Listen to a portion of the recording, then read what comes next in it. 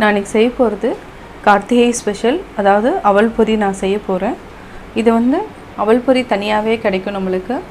இதை வந்து நான் வந்து ஒரு 200 கிராம் வாங்கியிருக்கேன். இது தேங்காய் வந்து நம்ம சின்ன சின்னதாக கட் பண்ணிக்கலாம். ஒரு 4 டேபிள் ஸ்பூன் பொட்டுக்கடலை, வெல்லம் வந்து நான் ஃபஸ்ட்டு என்ன பண்ணியிருக்கேன்னா, நான் காய்ச்சிட்டு அந்த வடிகட்டி நான் எடுத்து வச்சுருக்கேன். நம்ம இனிமேல் தான் பாகு காய்ச்சணும். தேவையான அளவு கீ. இப்போ எப்படி செய்கிறதுன்னு பார்க்கலாம். ஒரே ஒரு டேபிள் ஸ்பூன் கீ விட்டுக்கலாம்.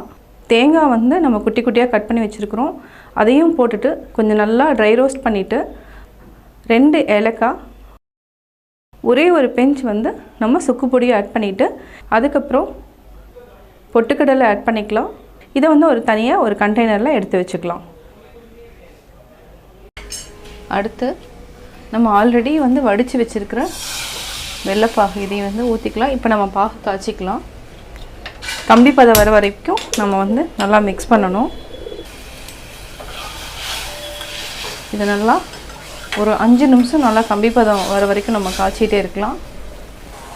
இப்போது நல்லா கொதிச்சிட்ருக்கு. இதை வந்து தண்ணியில் வந்து போட்டோன்னே உருண்டை மாதிரி வரணும். அது வரைக்கும் நம்ம காய்ச்சிக்கலாம். இது பார்த்தாவே தெரியுது. இப்போ நம்ம விட்டு பார்க்கலாம். தண்ணியில் விடலாம்.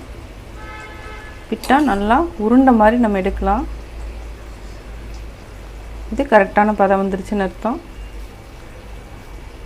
உங்களுக்கு பார்த்திங்கனாவே தெரியும். இதான் இப்போ வந்து கூடவே ஏலக்காய், அதாவது பொட்டுக்கடலை, தேங்காய் இதையும் நம்ம மிக்ஸ் பண்ணிக்கலாம்.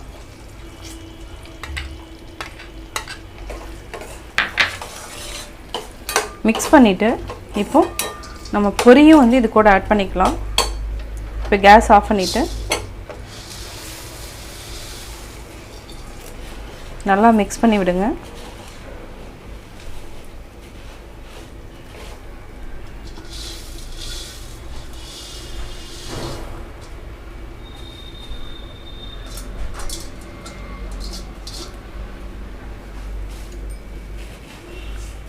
மிக்ஸ் பண்ணி விடுங்க.